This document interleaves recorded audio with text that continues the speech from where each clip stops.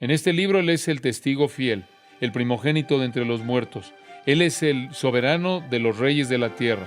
Él es el alfa y el omega. Él es el principio y el fin. Él es el que era, el que es y el que está por venir. Él es el todopoderoso.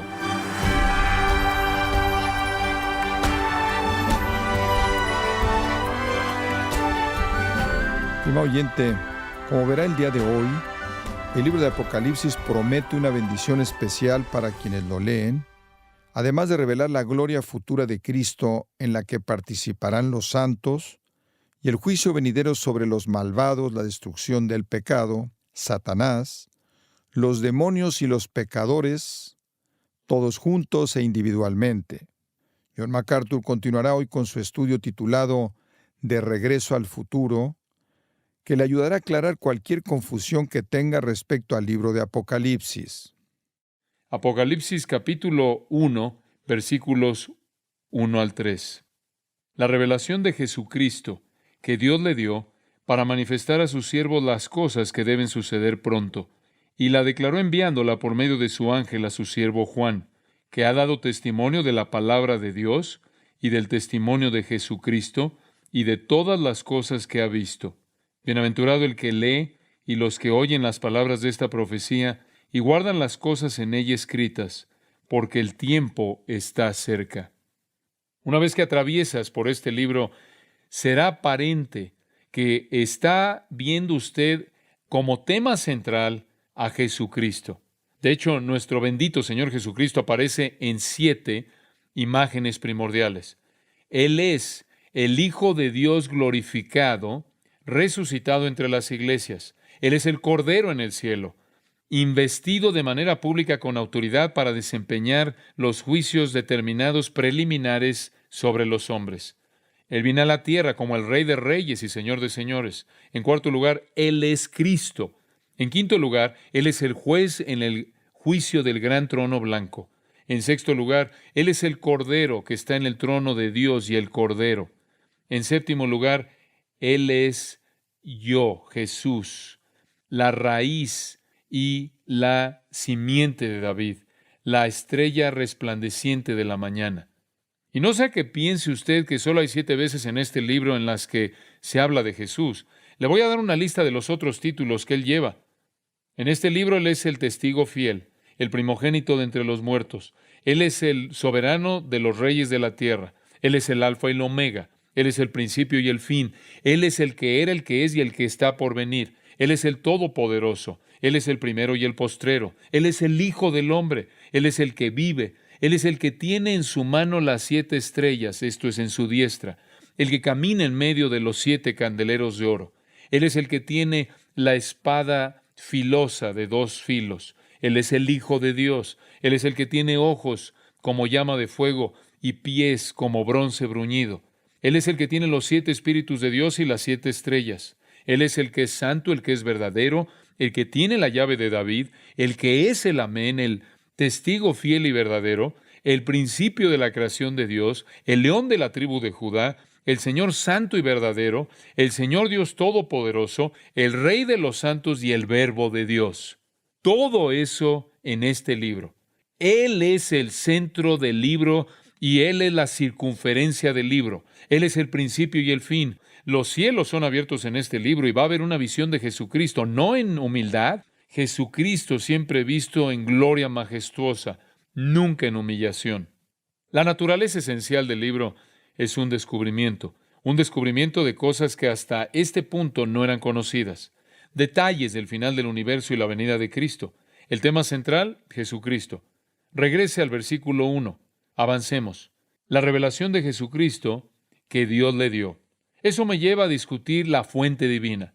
La fuente divina. ¿Quién es la fuente divina? Dios. Que Dios le dio. Que Dios le dio.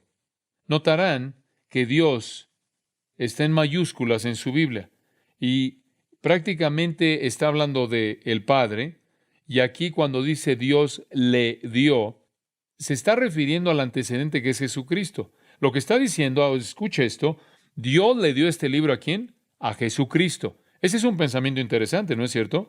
Y supongo que podría hacerse la pregunta que yo me hice. ¿Qué es lo que Cristo necesita que Dios le dé?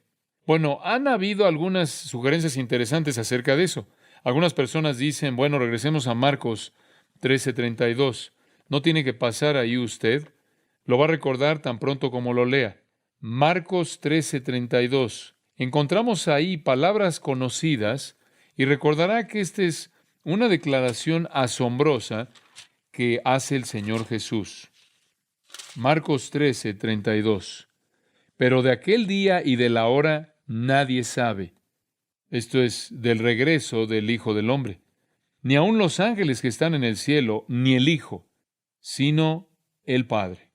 ¿Se acuerda de eso? Y muchas veces hemos preguntado, ¿cómo es posible que Jesús, si es Dios, no sabe eso?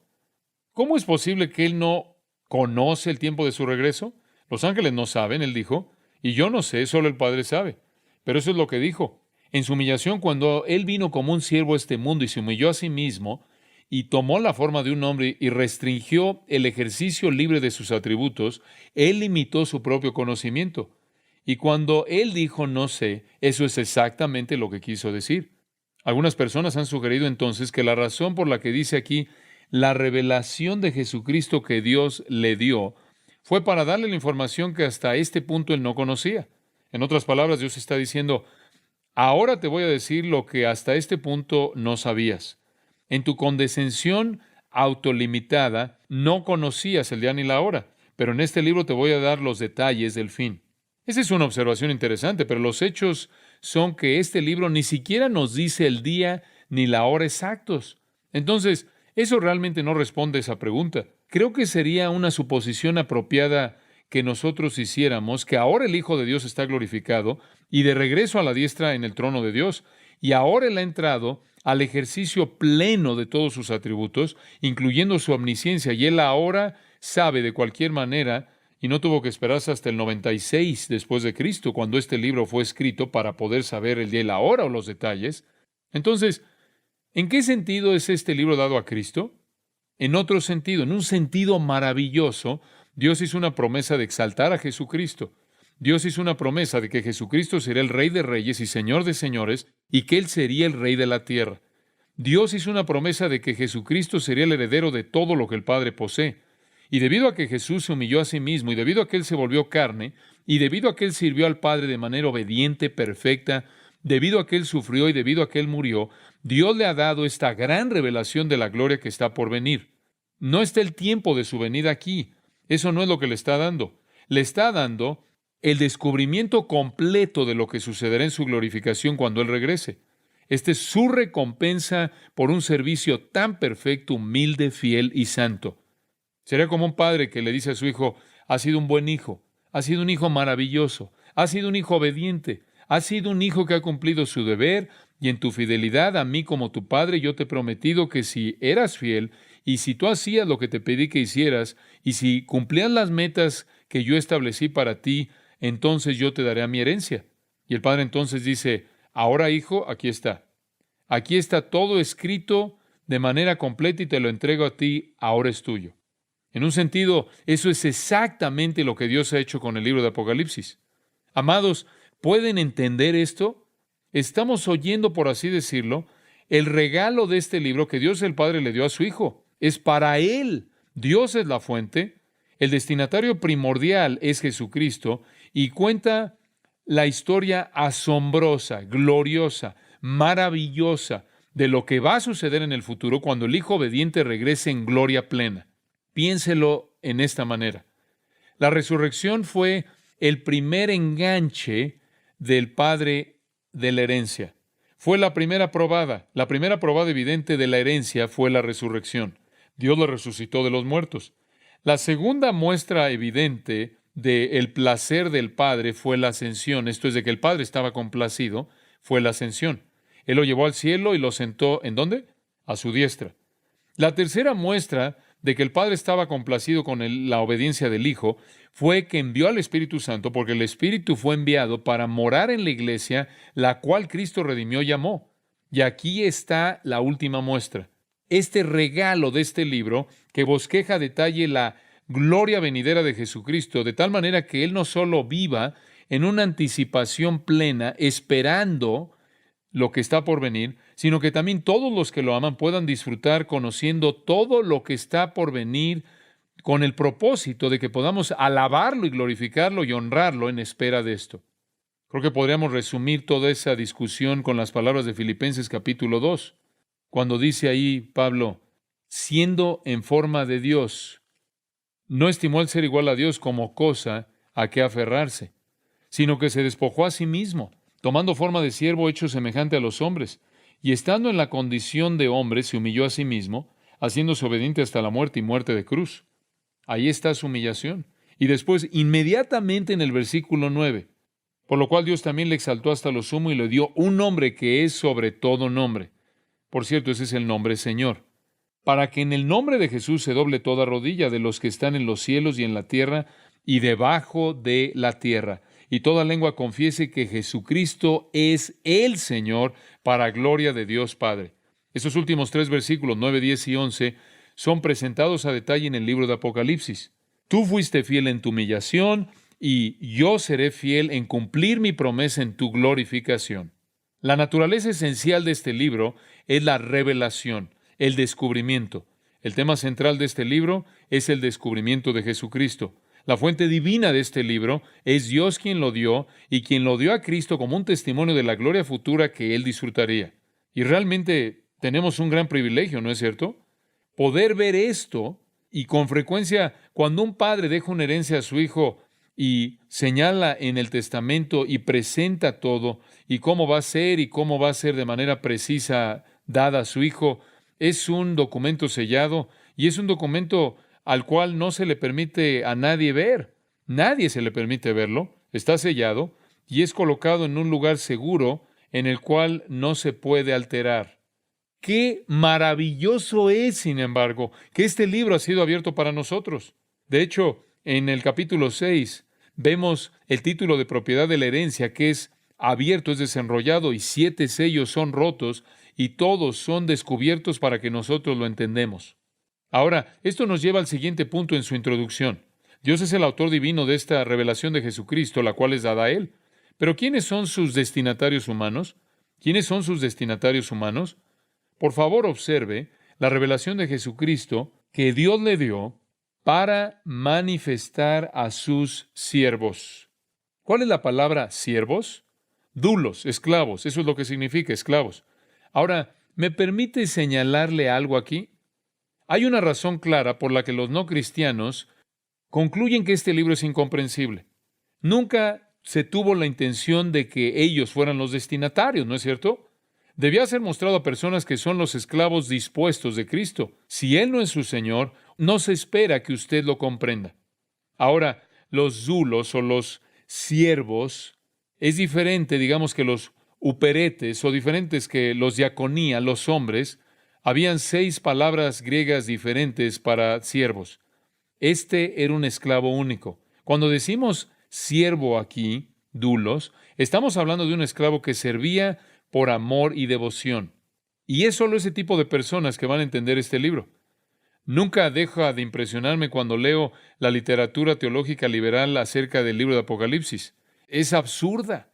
Si usted toma un libro liberal acerca de Apocalipsis, va a encontrar uno en una biblioteca. No lo saque, solo véalo rápidamente. No vale la pena el esfuerzo. Pero se dará cuenta que están perdidos sin esperanza alguna en un laberinto del cual no pueden salir. ¿Por qué? Porque el hombre natural no percibe las cosas que son del Espíritu de Dios, porque para él son locura, y no las puede entender porque se han de discernir espiritualmente. Para el incrédulo, para el hipócrita en la iglesia, el libro es un caos, el libro es confusión. Pero para el esclavo voluntario, dispuesto, amoroso de Jesucristo, es un descubrimiento que hace que las cosas sean muy claras. Y entonces, tengo que decirle desde el principio, si usted no es cristiano, estas verdades están cerradas para usted. Puede entender las palabras que digo y conforme avanza, si usted escucha cuidadosamente a mi explicación, puede tener sentido, lo puede entender en términos de la información en la página, pero nunca cautivará su vida, nunca se volverá real para usted en su corazón, usted nunca comprenderá su significado de manera plena, en términos de su verdadera profundidad, porque usted no es un esclavo. Este es un libro para cristianos y nadie más lo puede entender. Entonces, La revelación de Jesucristo, de Dios, dada al Hijo que nos muestra a nosotros. En quinto lugar, y vamos a detenernos en este punto, su identidad profética, su naturaleza profética. Versículo 9:1 de nuevo. La revelación de Jesucristo que Dios le dio para manifestar a sus siervos, y aquí está, las cosas que deben suceder pronto. Su naturaleza profética. Es profecía acerca de cosas que deben suceder pronto. Esa es una frase muy importante. Este libro difiere de todos los demás libros del Nuevo Testamento. Así es. Los evangelios nos cuentan de lo que sucedió, ¿verdad? Jesús vino y vivió y murió y resucitó y ascendió. Y mientras que hay referencias al futuro, el tema de los evangelios es lo que sucedió en el pasado. El libro de los Hechos sigue. ¿De qué trata el libro de los Hechos? Es la historia de la iglesia a partir de la ascensión de Jesucristo hasta la muerte del apóstol Pablo. Eso ya sucedió en el pasado. ¿De qué tratan las epístolas de Pablo y Santiago y Pedro y Juan y Judas y el escritor de Hebreos? Bueno, todas hablan de explicar el significado de la muerte y resurrección de Cristo y su aplicación a la vida de la iglesia. Y entonces toman la historia de los evangelios y los hechos y las colocan en la vida actual de la iglesia y la vida del creyente. Y entonces podríamos decir que los primeros 5 libros del Nuevo Testamento tratan del pasado y el siguiente grupo de libros, los 21 que siguen, tratan del presente y cómo debemos aplicar las realidades de la obra de Cristo ahora. Y el último libro es acerca del futuro. Esto es acerca de cosas que deben suceder pronto. Es un libro constituido de profecía acerca del futuro. Y esa es su fascinación. El bosquejo de la consideración futura de este libro está en el versículo 19. Obsérvelo. Este es el bosquejo del libro entero. A Juan se le dice, escribe. Y esto es lo que vas a escribir.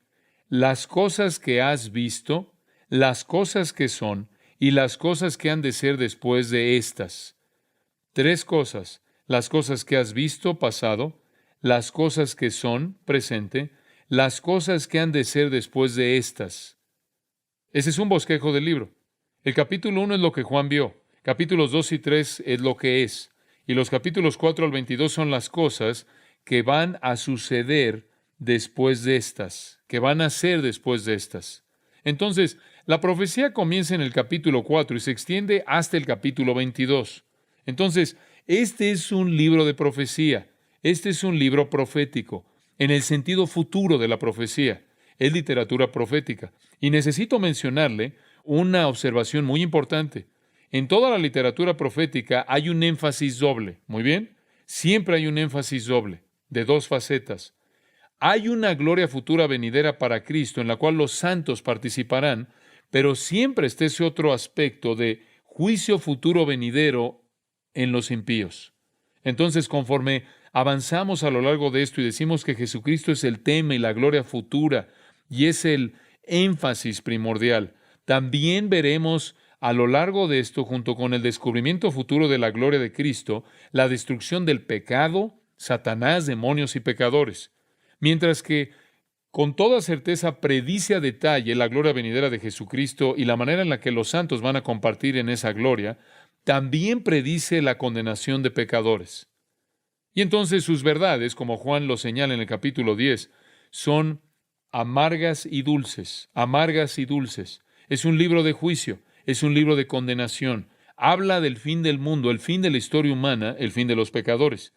Y el lado más oscuro de el panorama en ningún momento se encubre. También es revelado de manera plena. Dios es justo, como lo sabemos. El pecado debe ser castigado. La impenitencia y la rebelión van a llevar finalmente a la miseria y a la derrota, al desastre, a la muerte y al juicio eterno. Este no es un libro sentimental. Este es un libro serio. Es un libro contundente. Es un libro que llega hasta la profundidad de nuestro corazón y nos conmueve. Es un libro molesto. No hay una tolerancia débil de la maldad. Hay un cordero que ha sido matado, pero está la ira del cordero también. Está un río del agua de la vida, pero también hay un lago de fuego también.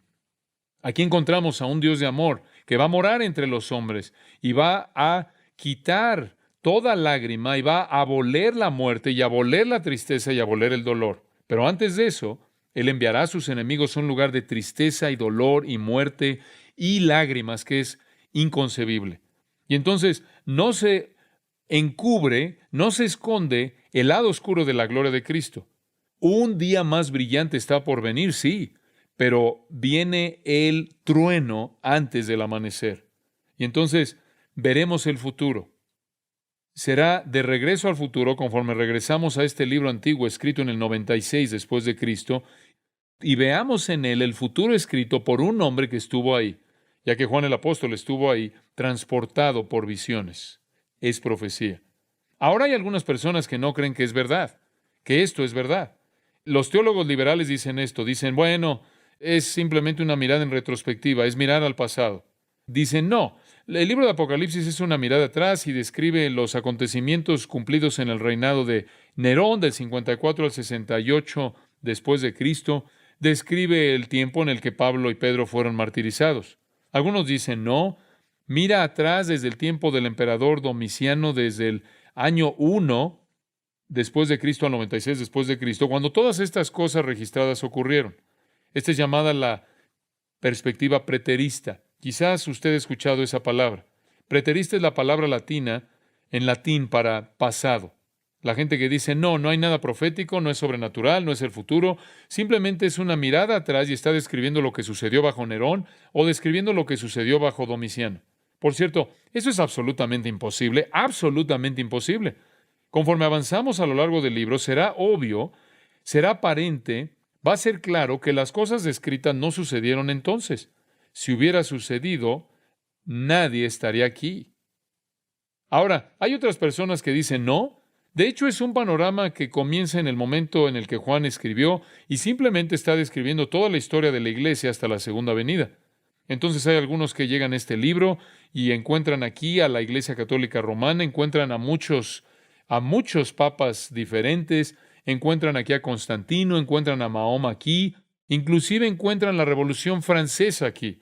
Encuentran todo esto, inclusive encuentran a los jesuitas. Eso es imposible. No puede tomar este periodo de acontecimientos, esta lista masiva de acontecimientos, y tratar de tejerla por toda la historia de la iglesia. Porque si usted lee el libro de Apocalipsis con cuidado, la mayor parte del drama sucede en un periodo de 3,5 años, 42 meses, 1260 días. Es imposible tratar de colocar todo este periodo de tiempo a lo largo de la época de la iglesia o de la historia de la iglesia. Eso es lo que se conoce como la perspectiva histórica.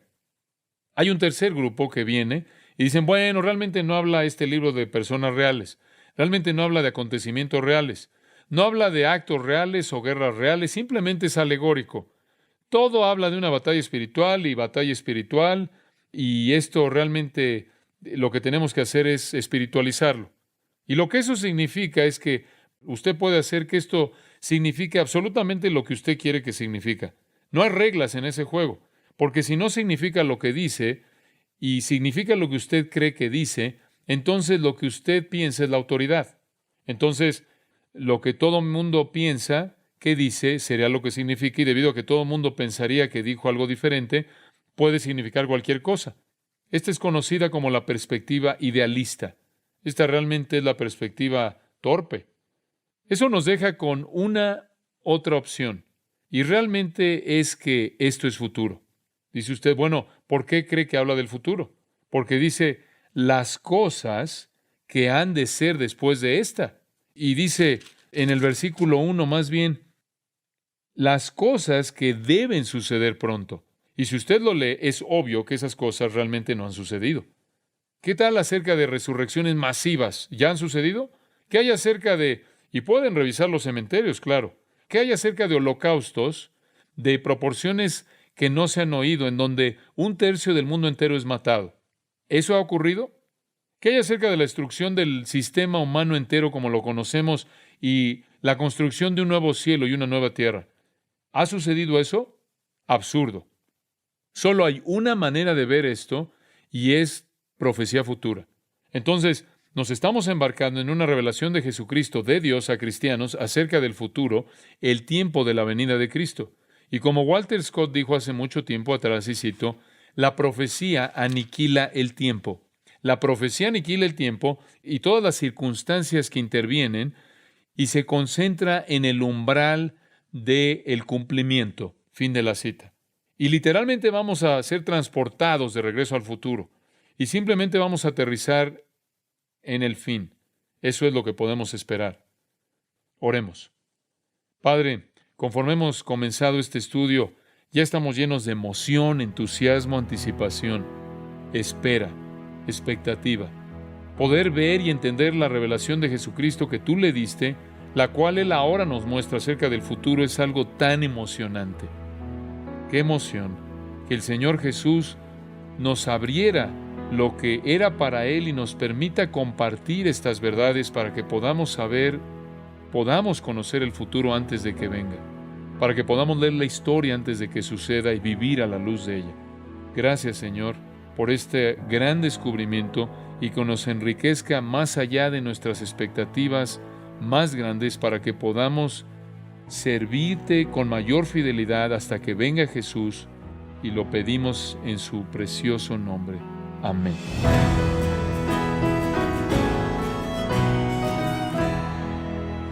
Este ha sido el maestro predicador John MacArthur ayudándole a entender mejor la profecía futura, dada por Dios a los creyentes acerca precisamente del futuro y del tiempo de la segunda venida de Cristo.